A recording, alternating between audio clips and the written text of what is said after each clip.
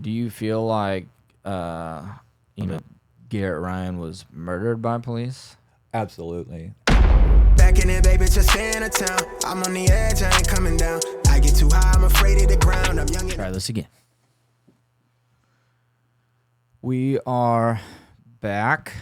How you feeling?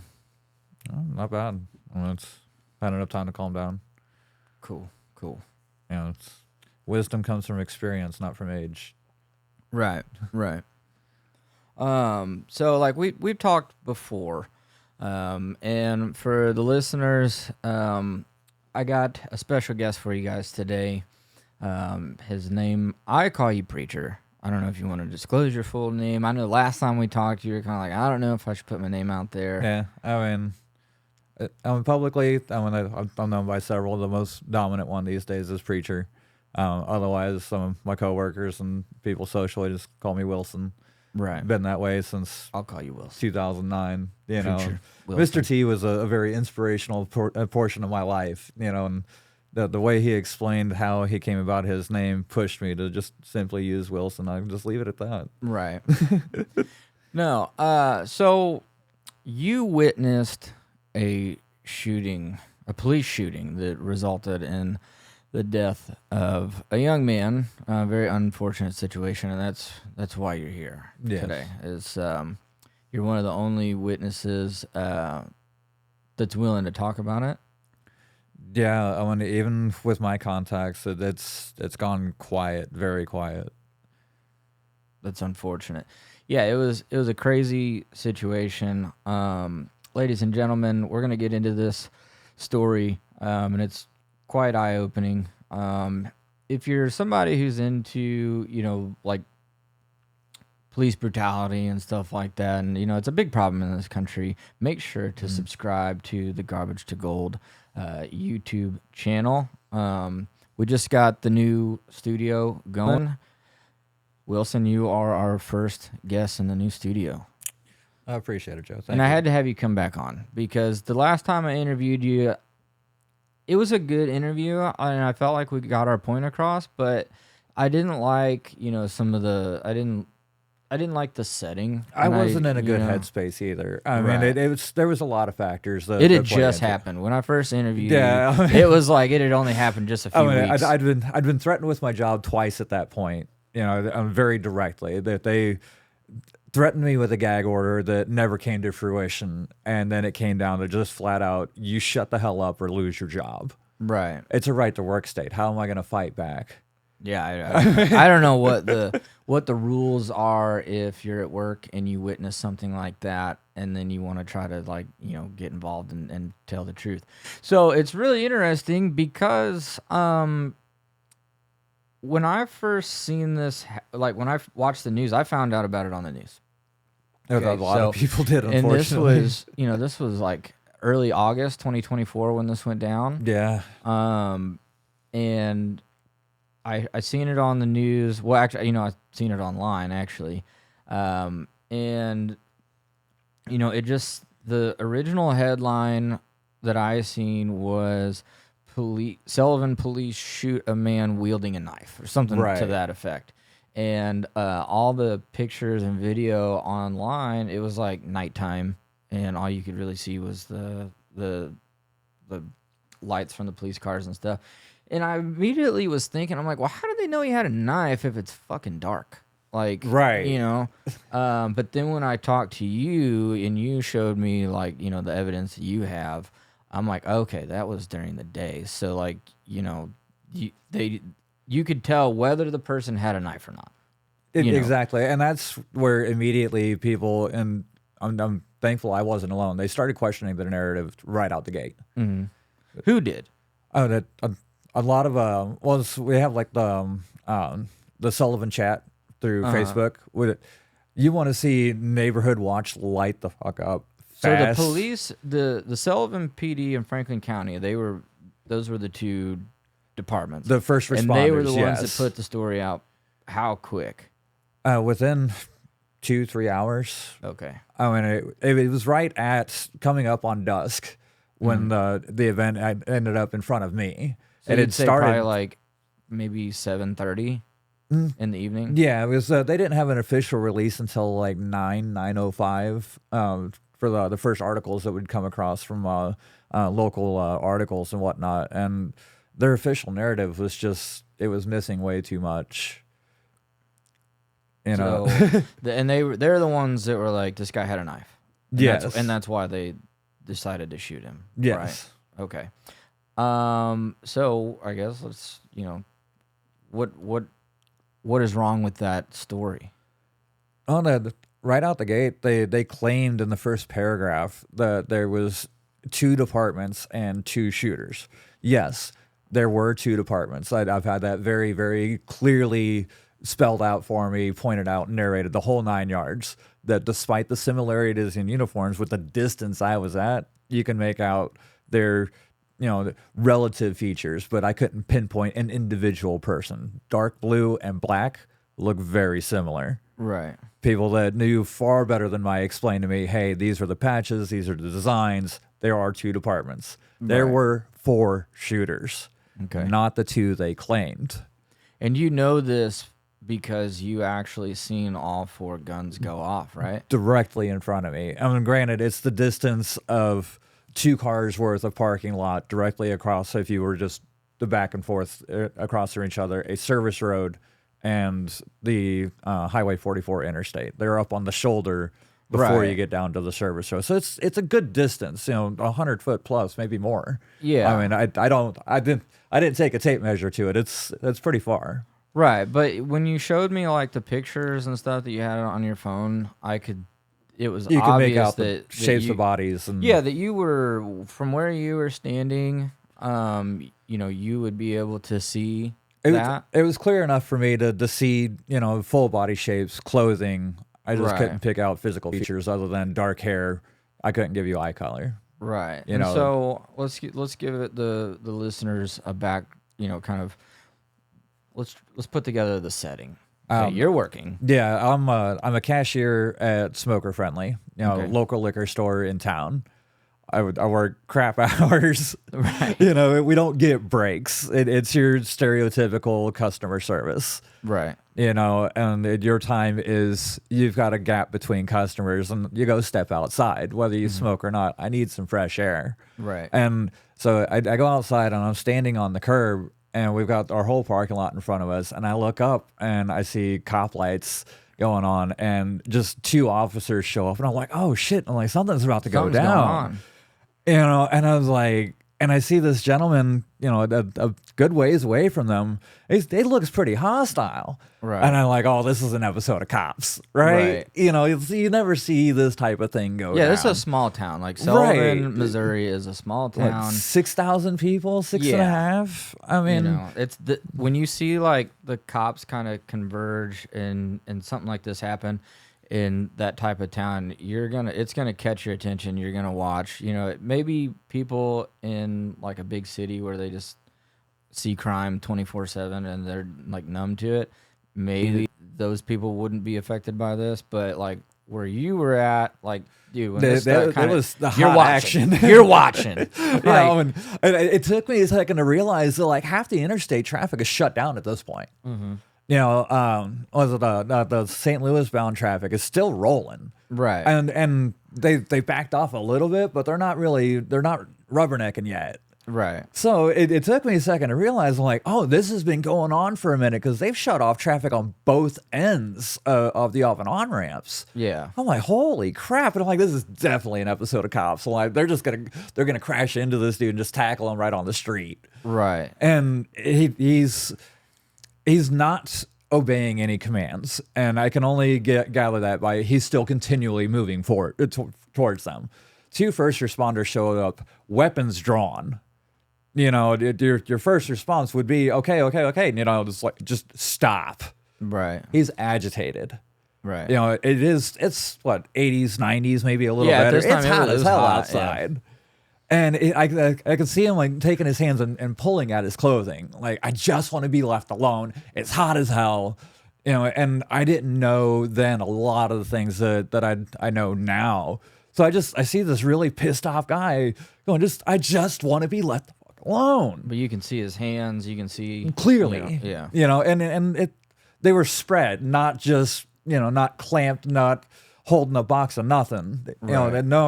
No knife, even the likes of the way they said. So my first thought was when these next two officers show up, I see one like pointing off in the distance. I'm like, okay, there was two of them. Like, we got your friend. He's off in the woods. Right. Like, that would make sense. Immediate invasive thought.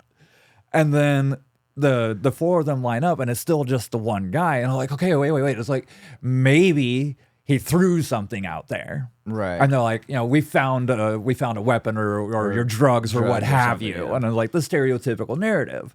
I was like, okay, that makes sense. It's like, and you see him kind of jump because he's close proximity at this point, within a few feet. I'm like, oh, like they surprised him. Like, now they're going to get him. Right. So you're thinking at this point, and this is just a few seconds before they actually started shooting, you thought that they were there, so they have them kind of circled. Yeah, you got like a semicircle of four officers with weapons drawn. I'm like, okay, that makes sense. Right. And you assumed that they were just going to like, kind of take them down.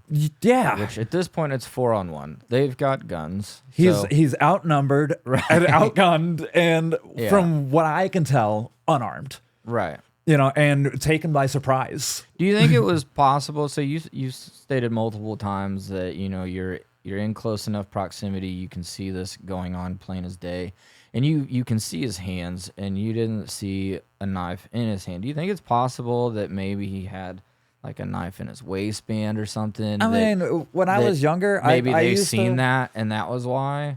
There's always potential, right? I mean, I had a direct angle to it, but at that distance, like I said, I mean, the details and can be easily missed, especially for something like that. When I was younger, I used to carry a hip knife. Right. I always had one uncommon, strapped to my belt. And especially out here, it's a country town. Yeah, it's definitely not illegal to carry like a knife in your pocket. Right. Or in your waistband, So it is possible.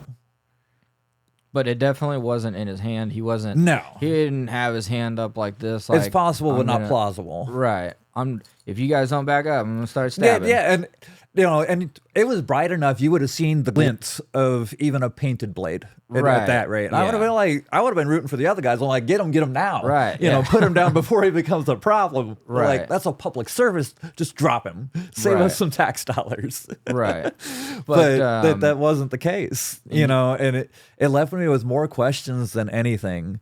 And you can't not recognize the smoke of a firearm. And when I spent countless hours on the range when I was in the Army, but even then, like, these farm boys, there's always something going off. And if it's not the sight, it's the sound. Right. But I found that even after the smoker friendly lawyers seized the footage from our CCT cameras while I was still working there, that some of the coworkers I was with had personally seen the footage where they could confirm that there is footage of four firearms smoking at the point of the shots going off. And there was at least 6 shots on that footage. Damn. So they shot 6 times. At a minimum. There's other people like the Dollar General who had reported even sounds that their first thought was fireworks with how many they'd heard go off. And then they realized, oh no, that was gunfire. Wow. So let's go back just a little bit. You're watching this, everybody's outside. You're not the only person that's seen this, correct? Supposedly, from my position, as I'm facing the road, I'm looking out away from the smoker friendly to my back. And there was some people at the Sonic that had seen it from a catty corner direction. Mm-hmm. And the opposite side from closest to the first responders, that portion of the service road, was supposed to have a couple of vehicles with several people that had seen directly even closer than I had. They could see, whether or not he did have anything on him from that side. Right. And nobody's willing to talk about it. We've had private investigators that have been sent out to stalk each of us and do investigations and interviews and collect statements. I've been told there's another one that's making his rounds. I'm sure they're just stalking us at this point before they come up and go, okay, now we're going to reveal ourselves. I've just been made aware last week. Wow. There's There's been mystery people that have come forward and footage that isn't supposed to exist of them, coming forward with their statements. Oh, okay. And going, hey, I was there when it wasn't reported that they were even there in the first place. Right. So you see this happen. He gets shot. There's 4 police there. They shoot him. He goes down, and from that moment, what was that like to actually see that? It was surreal. It was that there was like, everybody knows that moment where you feel time kind of slow down and life just crawls for a moment, and then it just resumes regular speed. Right. And you're like, what the fuck? Right. It was that moment where like I see the 4 of them kind of look at each other and they have this silent conversation of like, this is how it's going to go down, right? And then agreement, and then it's all over, and it's oh shit. And the guy just drops. So how long was it from the moment that they shot him to the authorities are talking to you, or the news, or who it was? Like, they actually ignored the entirety of the fact that I was even there watching the whole time and recording. Once they realized I was recording anything, they started ducking behind vehicles.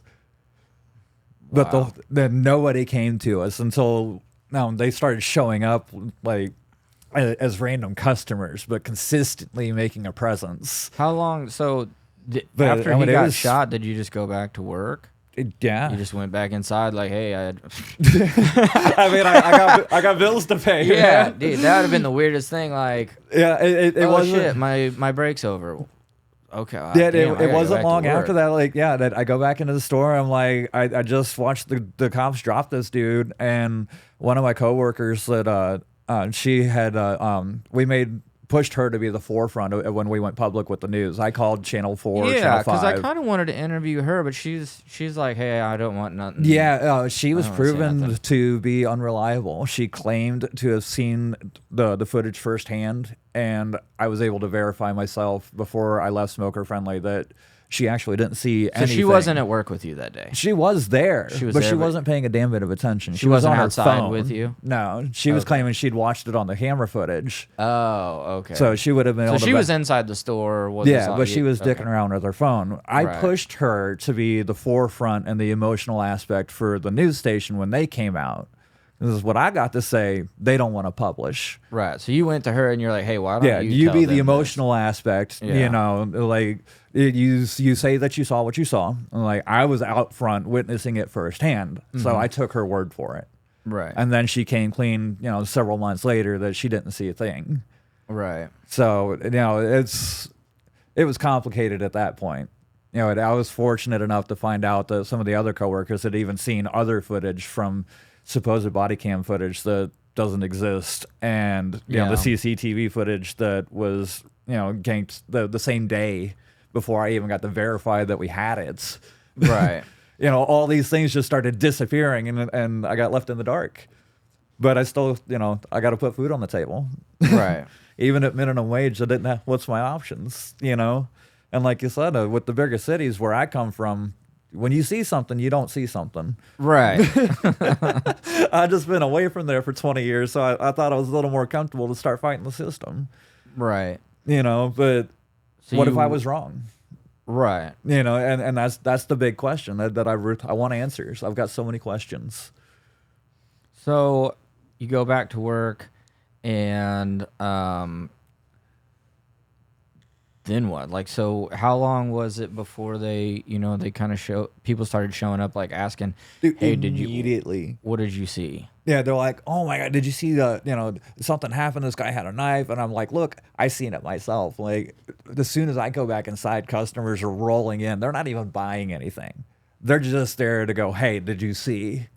And as soon as they got out, they're like, oh, hey, preacher got witnessed this firsthand. The store blew up for like 3 days. Damn. And within 2 hours, my boss is going, look, the lawyer says, and I'm like, don't talk to anybody. Yeah, anymore. and like put it in writing. Right. 2 days goes by. Second day, I'm threatened with my job repeatedly. So did the police or anything show up? No, to the liquor store like that night at all? They're what the hell is it? The chief of police showed up for several days after about a week. Just bought some, I think, some chewing tobacco or something. And he didn't normally come in. It was like, Right. these guys normally are like drive through, they get their shit and they go. Yeah. And he would just stand there and But like today he came make in. his presence known. Right. It would be an imposing stature and move about his business. And I'm like, no, that's me being paranoid. Right. You know? Did like, he say anything? Not a that day? word. He didn't buy anything. He just came in. They bought their stuff and they'd leave. Oh, okay. Normal transaction. So I don't know. For about 3 weeks, we've seen an increased police activity as far as their presence. And like, but there's still people. But the police didn't they still come gotta buy and shit. The police didn't come and They never questioned. They never said a word. Okay. They knew I was there. They knew it existed. But So the private investigators, whose side are they on? Like, I have who no are they idea. investigating for? Supposedly, the family of the victim has what they classify as a super lawyer. I looked this guy up. Okay. They have to have certain qualifications to be given this title. They graduate from certain schools with certain percentages, like the whole 9 yards. It starts from the Right. beginning, and they only do certain profile cases. This guy hired the people to be the private investigators to do the work that he can't do himself. So, you know, they're the Matlock of our generation is So who you he think sent after me. the private investigators are for the victim, not the police? I'm pretty sure, yeah. I Okay. mean, their lawyer hired him, but he's supposed to be a neutral party in all of it, according to what both of the gentlemen from the firm are saying for the detectives or the Right. private detectives. So, in your opinion, like it's a big question. After everything that you've seen and how it all went down, do you feel like that Garrett Ryan was murdered by police? Absolutely. I've gotten so much information beyond just hearsay. Since then that I can't believe anything else, despite his history. Right. You know, he'd done too much to turn things around. And I'm also a firm believer, because I've seen firsthand that sometimes when you know too much of the wrong information, you pay a hefty price. Right. And to get away with that information costs even more. Mm-hmm. You know, there's too much to be coincidence. Right. You know, that it was. And the history of Sullivan, I mean, let's face it. I mean, it hasn't been pretty. And things like that don't just die. Monsters aren't born; they're created. Right.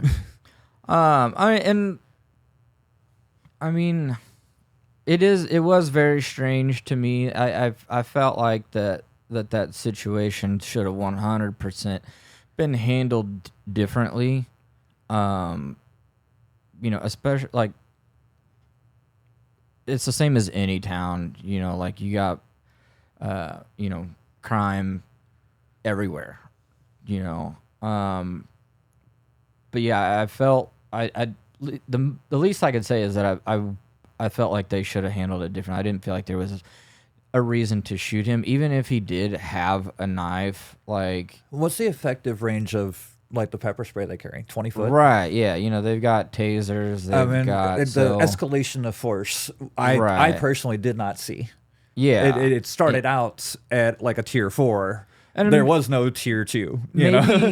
Maybe had them 4 guys, been standing there and like trying to calm him down, and then he just come in there and attacked him and was getting the better of him, and then they shot him. Like that would be different. But for them to,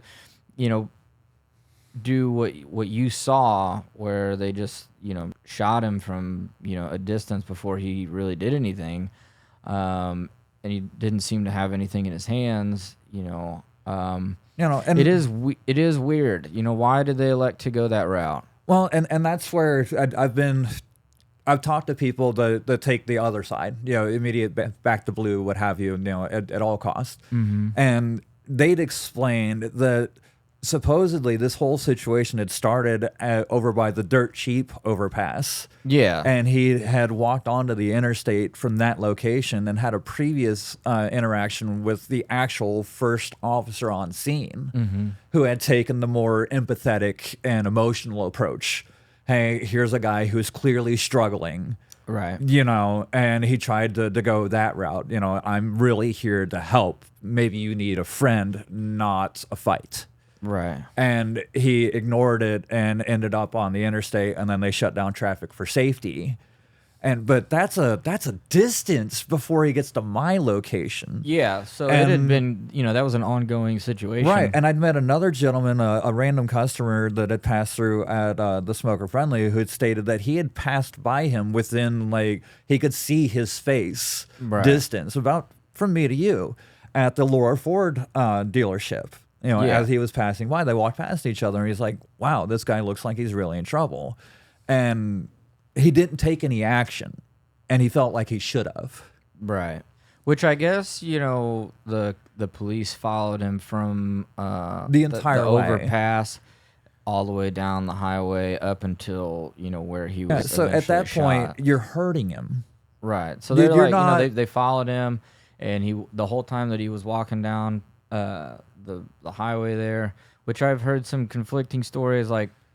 Somebody told me that, he was jumping into traffic on the highway, and that's why they called the cops. But then, I've also heard that no, the police were already following him before he got onto the interstate. And that's what I'd heard, and I'd heard both of them. So, but then like I said, the guy from the dealership, he never reported anything about this guy running or jumping out in traffic. He passed by him very cordially, and just realized, hey, here's a stranger in a lot of stress. Right. But yeah, at that point, the cops are at a distance. They're following him down the service road. The interstate shut down. Traffic is stopped. He's within a couple 100 feet of my location at that point, and they're hurting him. First responders are already on site at my end. Right. They know what they're putting him into. So how did it degrade that far when we have that much time to do that's my question. anything else? Or are we planning to put a permanent solution to a temporary problem? Right. I mean, he's white. We can get away with it these days. Yeah, I mean, he wasn't. I mean, not a to be person that of type color. of a cynical, but I mean, that's the first invasive thought after the fact was, holy hell, they're going to get away with it because of this. Yeah, I mean, there could be an aspect to that. I don't want to think, that the police in, that little town, my hometown, are a bunch of just trigger-happy murderers. And I know there's definitely some people who feel that way. I don't believe they are. I've met some really genuinely. But at the same time, it's like, why did they do that? I don't feel like that was necessary. Why did they land on that? And that's kind of, I would like to interview, some of the officers that were there, possibly. I've talked to an officer that wasn't there, but they're with Franklin County. And that was when I first there. He had originally told me that, there's body cam footage, so that, the truth will come out. Well, then when I talked to Garrett's mom, she was like, "Oh, there's no body cam," and I'm like, "Well, how do you know that?" She's like, "Well, the police told me there is no body cam." The PI told me there was no body cam I'm like, footage how's that either. possible? And then I went back to my friend on the force there, and I'm like, "Hey, why?" They said there's no body cam, and he's like, "Oh yeah, sometimes there's not." I'm like, "Well, wait a minute, why?" They're like, sometimes we just don't turn them on, or maybe they're dead. I'm like, "There's no you don't get in trouble for not having your body cam on." And that's where I have so much hearsay on Right. on either side that really raises more red flags than anything for the whole situation. Right, and I'm like, "Well, wait a minute, You have body cam, but if you don't turn it on, you don't get in trouble. And then if you kill somebody and your body cam's not on, there's still no no recourse. Yeah, there's no recourse. But if I fail to provide something that's detrimental to a situation or otherwise required, and I don't, I'm gravely punished. Yeah, for failure to provide that documentation. Yeah, if somebody say you have say you own the liquor store and somebody comes and wants your camera footage, and you say, "No, I'm not giving you that," you're gonna have a problem. Yeah, withholding evidence. We have a big problem. Have a problem. But when the police shoot somebody and he's dead, and they have the camera's on their body, and it's like, oh, it's not on. And they go, oh, okay. Yeah, I mean, I do give them credit, all things considered. I mean, I have no doubt he was dead before he even hit the ground. They were quick to call for an ambulance to show up. But, I mean, they scraped his body off the ground before, the blood had time to settle, and it was gone before everybody else showed up. And then they started washing it away at sundown, basically. Damn. It was a little too fast for the cleanup, but they were fast on their response, so it's kind of hard to knock them on it. Right. I mean, they put a lot of effort into, okay, this happened, boom, boom, boom, boom, boom. They followed the protocol, they followed it quickly, and it was very well executed. So when did they come in, when did the news interview you, and what was that like? Couple days later. Oh, really? I mean, they published. I got a message from my wife at like 9:15 that one of the local stations had published the official story at like 9:05. She sent me a link, and I'm like, oh hell no! Right. I was like, that's not what happened. So I took excerpts and like, look, this paragraph on this article by this journalist, like this is what was published, and like this is where conflict in the story is, and like this is how you contact me. And the first couple of outlets didn't say a word, and then finally I started getting response back from I forget it. I think it was Channel 5 for KMOV, but a lady from St. Louis came down, and I was getting interviews for a criminal division up there, and like they grilled my background before they would let me answer any questions. So, but we had to have them come out to have anything corrected about the story. Otherwise, nobody would have known a thing. Yeah. Yeah. I couldn't accept the narrative. Had they been honest about the number of shooters, I probably wouldn't have said a word. That was really my whole trigger, is you start out lying about something so simple. For the listeners, the original story put out was what?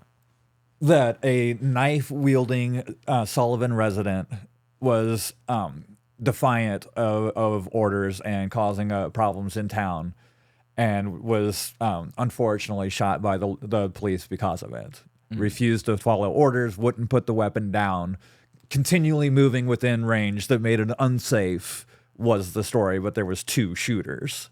Okay. And you said and you reach out. This happened, like you said, towards evening when this was broad daylight, before sundown, before dusk. So you reached out to the news. Just, hey, I have the real story. I'm a direct eyewitness. Okay. Like, but this is how you reach me. Nothing vague. No, I gave very, very specific details on this is the discrepancies. Wow. They agreed to come out, and then, that's where I steered, who was going to go where. Right. I let my coworker go out front. She was more the edgeteers, and I would play the more political avenue.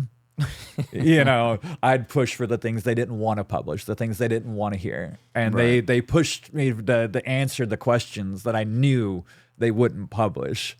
So when I caved and I started answering them honestly, and I'm calling for revolution, I'm calling for people to stand up and fight back, to be more honest and open and hold people accountable for their actions instead of allowing them to hide behind office. And you're a public servant. Serve us. If they won't, make them or get rid of them. So when do your damn job. They on the news interview that I saw, it was like you and 2 other people, and like obviously the news, Yeah, they did me so dirty. They kind of botched the whole thing. Yeah, they're all, what did you see? They interviewed the 2 girls, and they were just crying. And then there was like you, and you're like, wait a minute, I can't remember. I'd have to go back and look. But yeah, they asked me like when you were totally different than the 2 girls. Yeah, I was like, and they got the pulling out his shirt, and it's like, how do you know he didn't have? Like his hands were like this, and then they cut it from there. Yeah, they grilled me for 10 minutes, and they took 5 seconds of the most inopportune and probably grotesque version of the interview to make it look like I'm more chaotic and your stereotypical local redneck, right? Not local minister and a member of the community, right? No, and here we are, what, 6 months down the line, Yeah. and but there is, according to you, there is an investigation. Yeah, so and they're gonna try to get to the bottom of it and see if there was some, whoever's. from what I understand, the court's been being held in session all this time. I haven't been told hell or high water of any dates. Just recently got updates that supposedly it's going well in favor of the expected party at this rate. And supposedly, And who is that? It's going in favor of Well, the I expected mean, party. Like, it's going more towards the police in their favor, or towards our victim survivors. Okay. Like, so there's a lot more information that came to light after the fact. What type of information? Supposedly, there was another female that was directly involved that had seen him before. Okay, so she came forward. And, she was introduced at the time as a mystery woman. Right. Yeah. I do remember nobody hearing- was supposed to know that she was even there. Right. And some footage came to light that had her admitting all of this. That footage isn't supposed to exist either. What is she admitting? That she was not only with him prior to him exiting the vehicle and interacting with the police, but they'd had a fight, and that she had been involved with him intimately for some time. Like, they'd had a relationship going on. So we're able to validate certain stages of his pre-police interaction life. Okay. He'd turned his life around from what we were told. He'd really tried to do more positive things in the community and these types of things. And now we have somebody who was actually there by his side watching it all go down for character witness. That makes sense. That could most certainly help. And it is kind of a shame, in these small towns. There's a good chance that the police that show up to try to help you or shoot you, there's a good chance they're gonna know exactly who you are. Yeah, my family, for example, is unfortunately very well known. Yeah, and I've been told previously by one officer, he doesn't speak for all of them, that they're not there to prevent situations from happening. It's a disciplinary issue. Right. We're to call them after violence has occurred. Right. And I'm like, well, that's kind of shitty. But, I've also met several other officers that, we had squatters that caught an abandoned building on fire. They immediately showed up asking questions about safety. Screw the building. They're worried about the people. Right. I've had a lot of these interactions after the whole Garrett Ryan shooting that it has given me a different outlook than I had during the first interview. They've been very positive, and these guys genuinely give a damn about their job and their involvement in the community, by where previously I had dramatically different interactions. Right. And who are these people? More Sullivan officers, okay. especially their rookies. Yeah. I prefer, I don't remember most of their names, but like I know their faces. Right. You see this guy and like I know this is going to be a very positive interaction. Right. Even if I'm not on the winning side, so to speak, I know how he's going to handle it. Or at least I like to think that's how he's going to handle it, because that's my interactions with him previously. So he really sets a good standard for the uniform, which makes me, a little bit more lenient on how harsh I am against them by comparison to 6 months ago. Right. Things have changed a lot. Yeah. It's a really unfortunate situation, and I feel really bad for his family, because I knew him in school and I was friends with him. He did have some struggles, like and then we've been out of high school a while, so he struggled for a while. We all have struggles. And he, like you said, I do feel like within the last year or two, he was really trying to straighten his life out and, be clean and sober and get his, the amount of people that showed up to this man's funeral does not say, a drug addict. It doesn't say, lesser member of society. Hundreds of people showed up out of nowhere. Yeah, it was a big deal. It was a big deal. It took a lot of people by surprise. I think that, maybe the police force was kind of like, this is just some random dude that's just we've had problems with. And that was my first And, thought. You know, I was like, wow, when that sucks, but right, you know, like he's probably no nobody one's like gonna me. care. No one's gonna care. And I think that's if that was kind of what they were thinking, which is possible, that's a really, really bad precedent because you know what I mean? I mean, I didn't have the slightest idea. Just because you've had prior problems with a dude, like, doesn't mean, okay, we should be all right to shoot this person. Like, you know what I mean? That's pretty fucked up.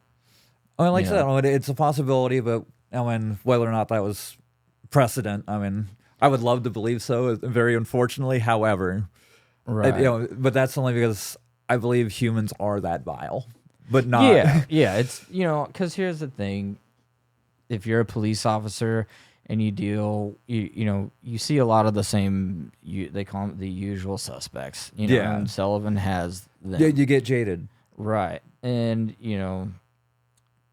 it's a part of it's an aspect of the job that these guys need to understand that, hey, just because we don't like this guy doesn't mean that nobody loves this person.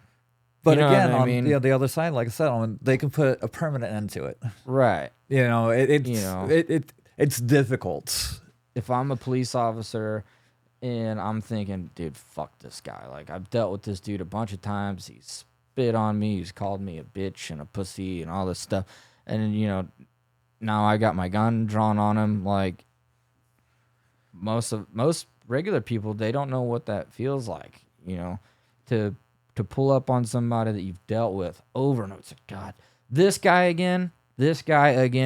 Like, are they ever going to learn? Right. Why don't I just take care of this now? But in my opinion, you can't do that. They don't get to play God. Maybe you don't get to make that choice. Maybe we have a more appropriate way to take care of it. Right. Yeah. What's the root cause of the problem? Right. Are we only treating the symptoms, or are we actually trying to get to the portion that's causing the inflammation? Right. Granted, not everybody wants help. My father died not wanting help. Right. No matter who attempted or how, he refused. Yeah. But that doesn't mean everybody can't be helped given the appropriate opportunity. Right.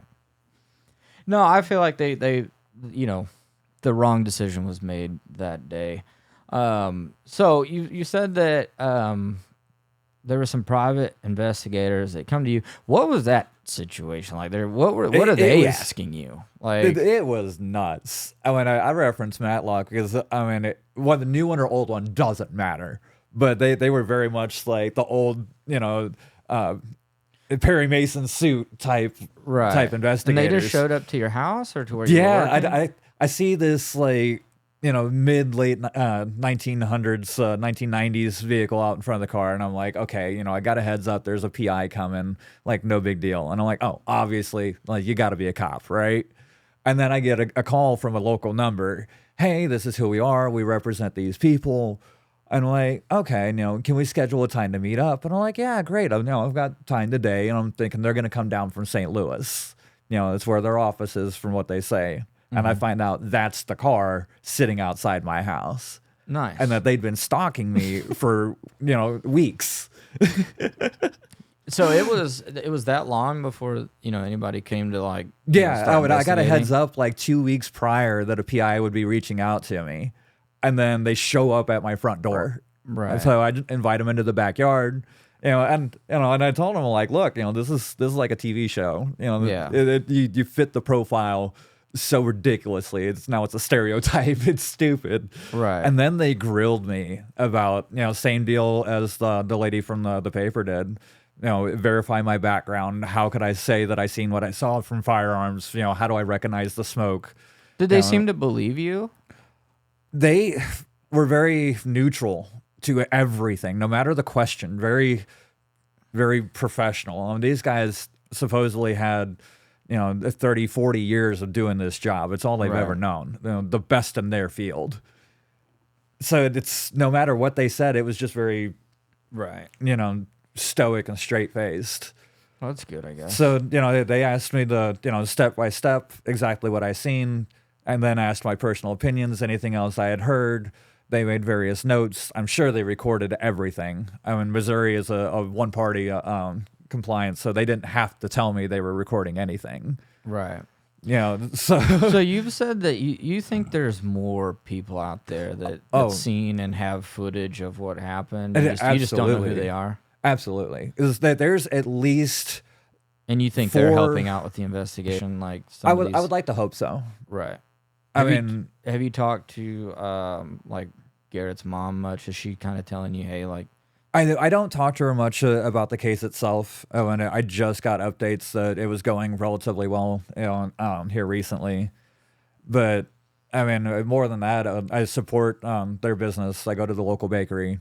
Right. You know, I talked to her right after me and you talked the first time, and that was when I found out about the whole body cam situation. Yeah. Because I asked her, I was like, and I'll probably interview her, when she's able to. Yeah, or ready to. I'm told she said to let you know that once the lawyers release her, which should come soon, for being able to publicly discuss it, then she is more than willing to give her side of things. Okay, yeah, I think that'd make for a good interview.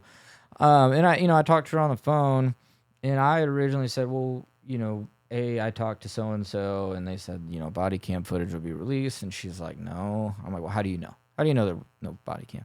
She's like, well, I talked to the chief of police for Franklin County, and I talked to the chief of police for Sullivan. And I'm like, and they both said there's no body cam? Yeah. And she's like, yeah. I'm like, are you serious? And that's one of the topics where I got hearsay is supposedly the rumor is that they are anti-body cams, so they don't enforce having them on as often as they should, but they also don't punish if you don't. Exactly. Yeah. No, I know that to be a fact too, because I went and reinforced it. I talked to my buddy that works for Franklin County, and I'm like, hey, what's the body cam protocol? We don't have one. We try to wear it, but that's if I don't have it on or it's not charged, then I'm not in any trouble. What are we paying for then? Right. It's like, why, okay, if you're, then why even fuck with it? Just don't even have it. If you're not going to, if there's no recourse, the whole reason for a body cam is to like corroborate a story for a situation like this, people, their evidence, they can see what happened. Yeah, so the official story is the body cam footage doesn't exist, but the unofficial story through other people I've talked to is that it does exist and they have seen it themselves, even though they weren't directly involved whatsoever. So someone has told you that they've seen body cam footage of this? Supposedly, yes. I tried like hell to see it myself, and they refused to let me see it. Now, granted, if I had access to that type of information, I probably wouldn't be spreading it around that much either. Right. However, what's the rule? Because here's the thing. If I'm the chief of police and my officer shoot and kill somebody, and then, the family contacts me and wants answers, and I say, well, there's no body cam footage, and I know that's a lie. Is there any repercussion there? Because can you afford? Right.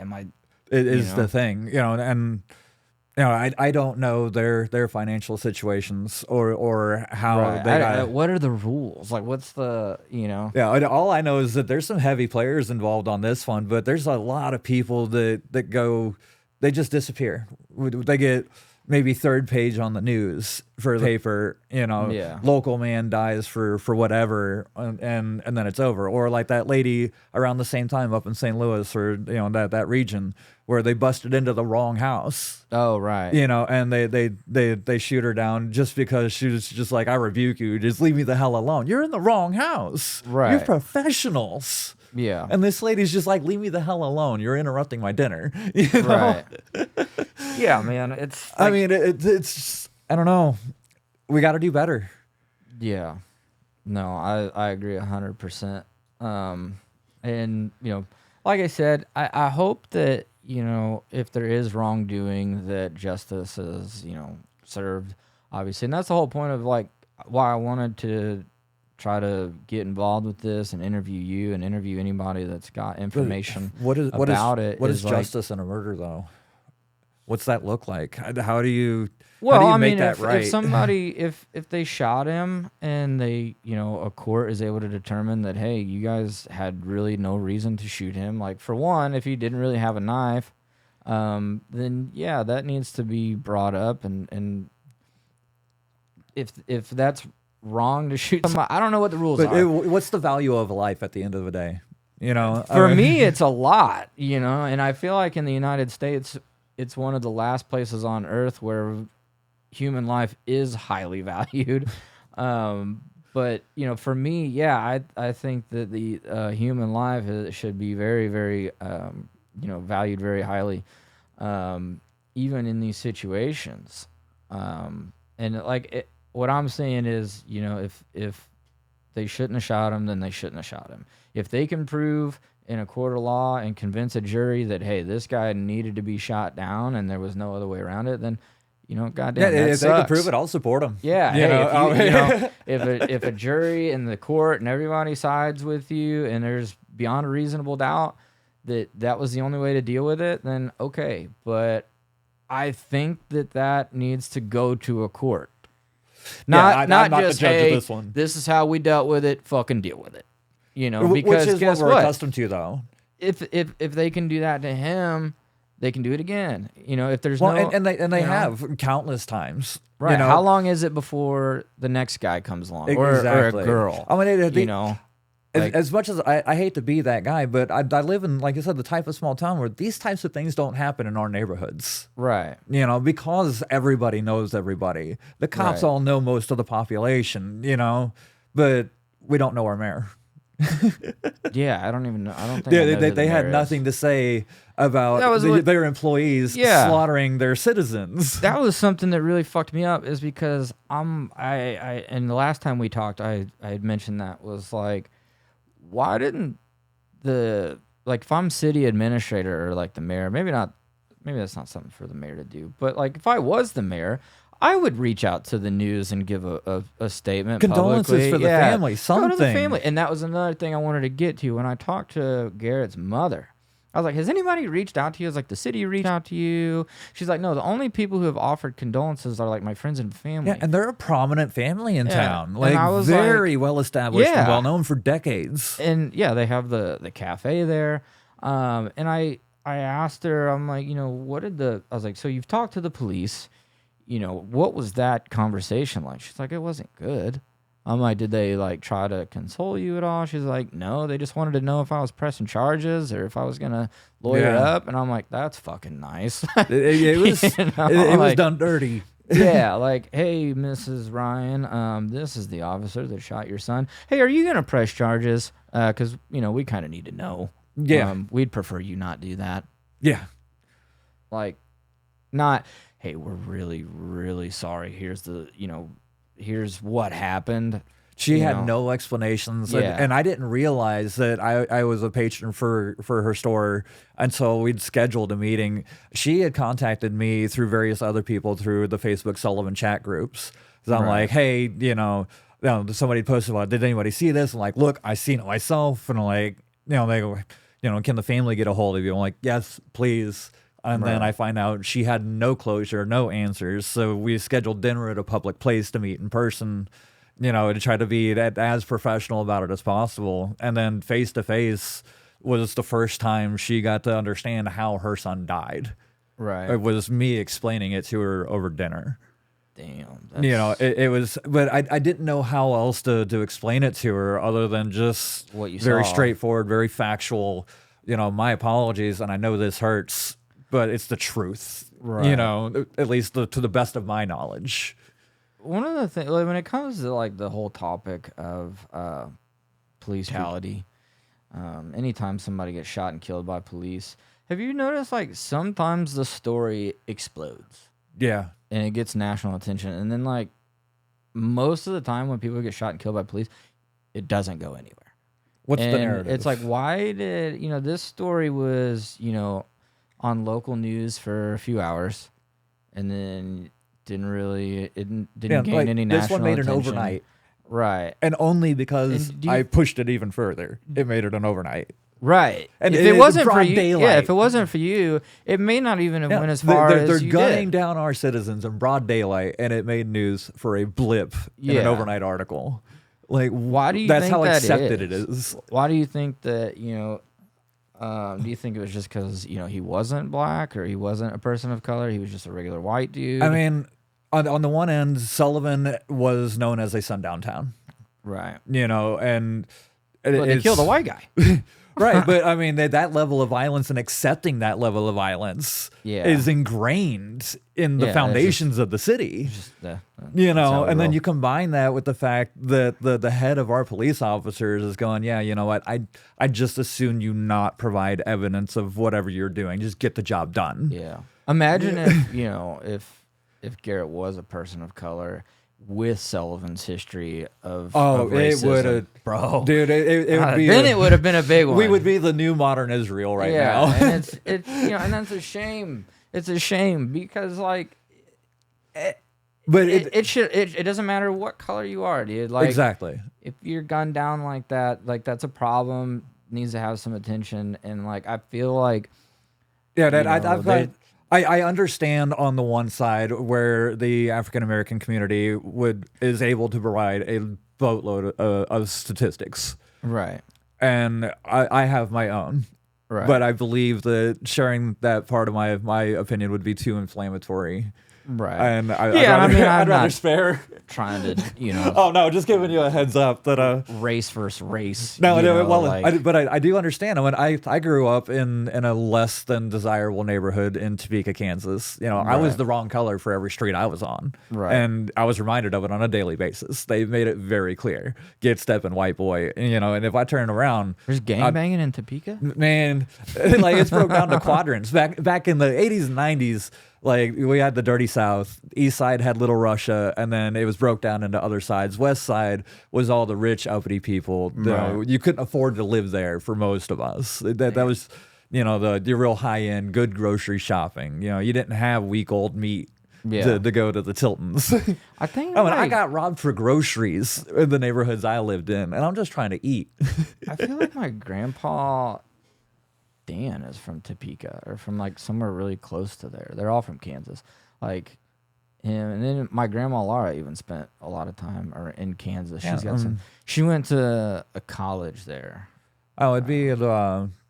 Oh, shit. I'm trying to think. I always got K-State and KU mixed up.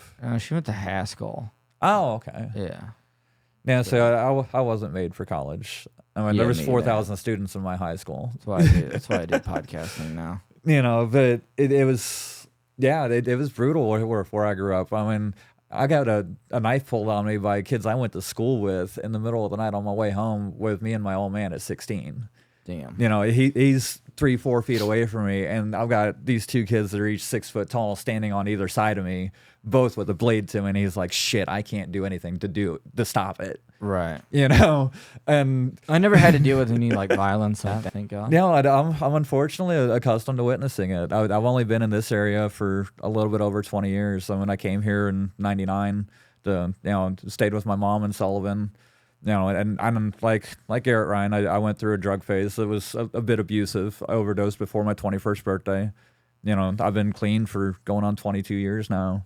But the area that's what it introduced me to is things that I'd never been exposed to. The Right. acceptance of this level of violence where I grew up back home, it was my neighbors doing it, not the cops. Right. When the cops showed up at that point, you might be rooting for them. Right. Yeah. It was circumstantial. Where here it's, oh shit, everybody scatter. Right. There's the cops. Who do you trust? Yeah. They're running out the homeless population in our park, where that's the only place that they're being polite. Right. They're not invasive, and they're throwing their things away without warning. And these aren't people that are destroying our neighborhoods. Like, these are the ones that are trying to just keep themselves composed. I talked to one lady where my son was going to give her, like $5 or whatever, just make him feel good. Right. And she goes flat out, hey, I have ways to eat. I have benefits. I choose to drink. Don't give me the money. I'll spend it on alcohol. I think I know who you're talking about. You know, and I'm like, damn, I respect the honesty. The one and only like homeless lady in Sullivan that like everybody knows. Dude, it's just, she was so, look, I choose this life. I can do something about it. I have ways to do it. Yeah, and it changed my perspective. She's got no legs, rolls around in the wheelchair. Oh yeah, I have seen her. Yeah, I you feel know, bad same for her. deal. She has some negative public interactions, you know, but what's going to happen when she's the next one that gets gunned down because of a misunderstanding? Yeah, then like is And that when we draw the line and say, hey, enough is enough? Yeah, and like, you know, and same deal is she these people struggle with some sort of psychological issues, whether it's depression, anxiety, what have you. Yeah. You know, they're struggling with mental health. And I believe with the stories that I've been given from where this supposedly started to where it ended, it really was a mental health issue. Yeah. You know, and it could have been approached in a much healthier way, but it's mental health is just a topic that we're not comfortable discussing or dealing with because you have to cope with so many things. But then on the other end, it can become a crutch. I see too many times people go, I am my disease. No, you are not. Yeah. You know, I'm not mine. I have my own struggles too, but while they interfere with my life, they can't control our life. Right. But we do allow them to enable us to make some piss poor decisions sometimes that ultimately may end up in the loss of our life. Yeah, it's like, so like I see exactly what you're saying, and I agree, you know, because I have heard people where they let these, you know, their mental health or, you know, their past kind of justify poor behavior. It's like, I'm going to do things that are detrimental to my life because this happened. Yeah, I mean, and it's like, I can't do anything about it. Flip that coin right over and say, hey, you know, yeah, I was abused, or I had a really shitty upbringing, but I'm going to use that to make sure that I move forward in a positive way, and that, you know, whenever, like, it can go both ways. Right, You like, can use it to fuck your life up, and you can, you know, like you were saying, use it as a crutch and justify poor behavior. Oh, and believe me, I'm one of the first to go completely off the deep end. You drop a gallon of milk when you bring it home. When I was young, like, that was catastrophic. Yeah. You can't lose a gallon of milk. I lose my shit and flip my lid and be like, oh God, there's a total meltdown for a panic attack over something that now I could very easily replace. Right. You know, it's not the end of the world because that's all we have for meals for this week. Right. No, I hear the you. times have changed, but I still have that immediate reaction. But I have to be consciously aware. Wait. Before I enact on that knee-jerk rage, this is not that time. These are not those people. I'm not the same person. So change begins with me. Right. No, I understand 100%, and you know, I agree, and I think when it all, if I were to guess, if I was gonna make a bet, I would say, you know, I don't have all the evidence or anything, and there's a lot of stuff that, you know, could come to light that I don't, you know, that could change my perspective. I have so many questions. Yeah, but if I were to just guess, knowing what I know now, I would say that, you know, Garrett was just having a bad day, and like, he just, you know, maybe, you know, it was a mental health situation, and he needed a different type of first responder, and, you know, they sent the hammer and the wrecking crew. Well, and the choice to send that specific team is where the hearsay gets really almost creepypasta. Right. You know, you've got the supposedly you've got an influential a member of an influential family in town, but he's the black sheep. Right. Ends up, you know, he goes out, lives his life, kind of separates away from the family, reconnects, but he comes back with all this information he's not supposed to have. Decides that I'm turning my life around, I'm going to act on it. What information is that? Supposedly, Garrett had some information about a pedophile ring, some essay that was going on, cover-ups that coincided with the lack of the body cams.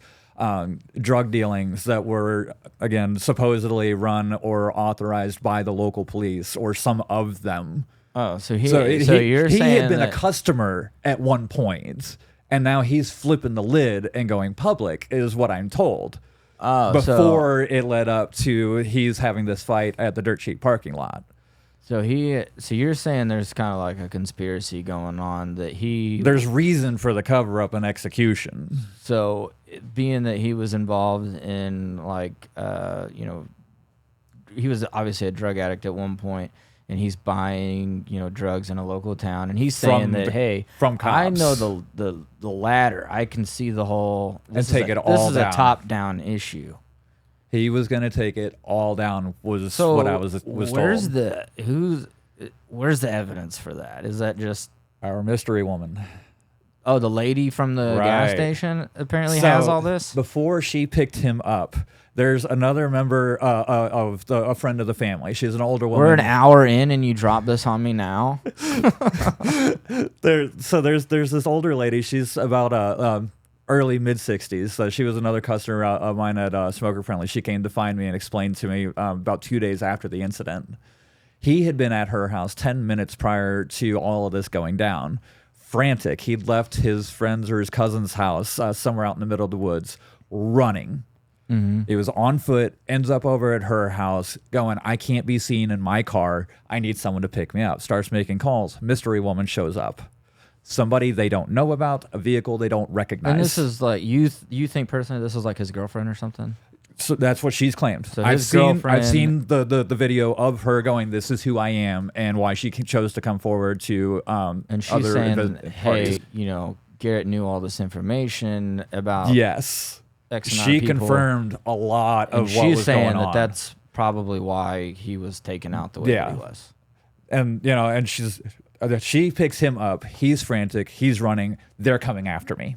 Right. He's trying to escape.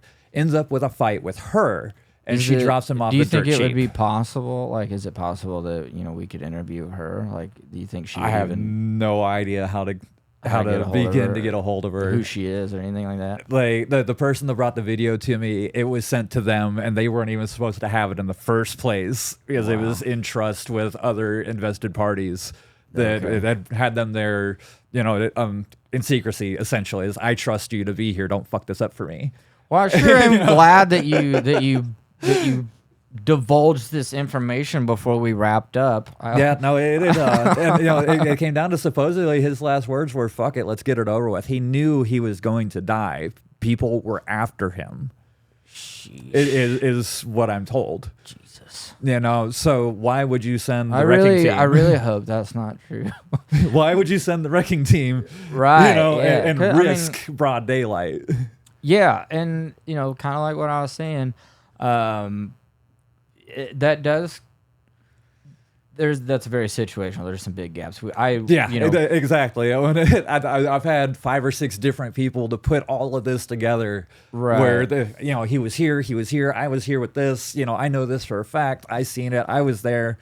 But it's by the time it comes to me, it does kind of bridge that gap though, because that's the biggest question that we have is like, why was it handled that way? Yeah. And why him? Like he was already in a panic when where the house that he'd started at and ran from there, and nobody knew what the hell happened until he was dead on the side of the road. Okay. I had all those. I got to stages figure out in who between. Mystery Woman is, and we need to talk to her right now. All right. Well, is there? I mean, that pretty much draws a. We have a theory. Okay. Yeah. The plot has thickened a little bit. I'm hoping in the next few months that we'll have answers when Elena can come forward and she won't put herself at risk. Yeah, I'd like to talk to her, and I definitely need to find this mystery woman. But until then, thank you very much for coming on. Welcome. And I'm glad that I knew as soon as I seen all this, I was like, I gotta get into this, because for one, I knew Garrett, and he was a really nice dude. See, and I'd never seen him before that day. It really kind of surprised me, because I knew him in high school. I didn't really spend a lot of time with him after high school. He was a little bit younger than me, but it really surprised me that he got on drugs. You know, it always surprises me when one of my friends, you know, goes that deep. We all struggle with our demons, and sometimes it's easier to run from them and numb the pain than it is to face it. Because he was in school, he was such a good athlete, and he really wasn't like into getting fucked up or anything, which it just kind of surprised me. You know, what would you give to make the pain go away? Oh fuck! I mean, you know, it's really what it comes down to, and sometimes our price isn't all that high. Right, and you know, and I've partied and drank and done drugs and shit in my life. I just never got to a point where I was like, drugs weren't really my thing. Like I've tried them, but like meth and heroin and all like the really hard narcotics, it just wasn't my like thing. I wasn't drawn to that. No, honestly, a lot of it's the escape that it gives, where all of it just doesn't matter for that period of time. You're not using to have fun. You make the pain stop. To get away from make something. The demons and go that's away. That's a different topic, thing there. Yeah, no, I have entire sermons that are all based around not fighting yourself and your normal reactions to go back and constantly lose no matter your decision. Right. So yeah, no, we could probably go for at least another hour on that topic. Right. But I mean, like I said, I hope that the truth comes to light. Absolutely. And we figure all this out. I'm glad that you dropped that last little tidbit in there. Yeah, no, you gave me the opportunity where I could work it in there. Bridge the gap there, and that that's awesome. So hopefully something will come from that. Do you have any anything else that you feel like you need to get out for the listeners? No, I mean, really, at the end of the day, it's the same thing I tell anybody. Monsters aren't born; they're created. If there's someone stating there's a problem, maybe you should fucking listen to them. Right. Yeah, I hear you. All right. Well, ladies and gentlemen, that concludes our episode. If you haven't already, make sure to subscribe to the channel because you're not going to want to miss any of the content that we have coming. I got a lot of great interviews coming, and I want to say thank you to Mr. Williams for coming in here. Wilson. Why do I think it's Williams? I always want to call you Williams. People do it to me all the time. Wilson for coming in and sharing his story with us today. There's a good chance we'll be talking to him again. But yeah, we'll see you guys in the next video, and make sure to subscribe. Thank you, Joe. Back in it, baby, just stay in a town. I'm on the edge, I ain't coming down. I get too high, I'm afraid of the ground. I'm young and I'm paid.